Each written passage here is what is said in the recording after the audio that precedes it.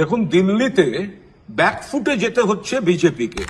দিল্লির মুখ্যমন্ত্রী একটা ফতোয়া জারি করে দিলেন যে সব দুর্গাপুজো মণ্ডপে প্রধানমন্ত্রী নরেন্দ্র মোদীর ছবি রাখতে হবে।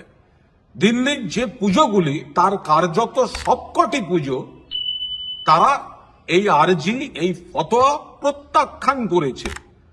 পুজোয় কেন নরেন্দ্র মোদীর ছবি থাকবে? কি কারণে থাকবে? এই নরেন্দ্র মোদী, এই বিজেপিরা বাংলায় পুজো হয় না বলতেন, পুজো অর্থনীতিকে, পুজো কমিটিগুলিকে মুখ্যমন্ত্রী মমতা বন্দ্যোপাধ্যায় যে সাহায্য দেন তার বিরোধিতা করতেন।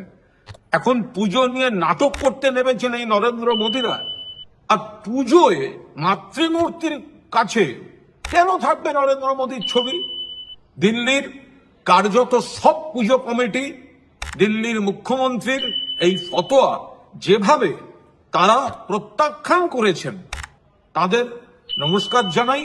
তার কারণ পুজোর জায়গায় থাকবে, সেখানে পুজোকে অপব্যবহার করে নরেন্দ্র মোদীকে বসাতে হবে।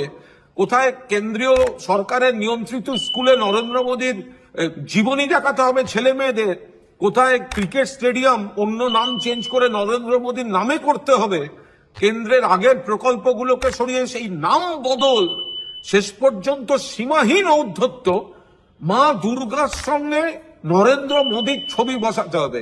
দিল্লির যে পুজো কমিটিগুলি এগুলি সব খারিজ করে দিয়েছে, তাদের অভিনন্দন জানাই। পুজো সবাই ভালোভাবে কাটান।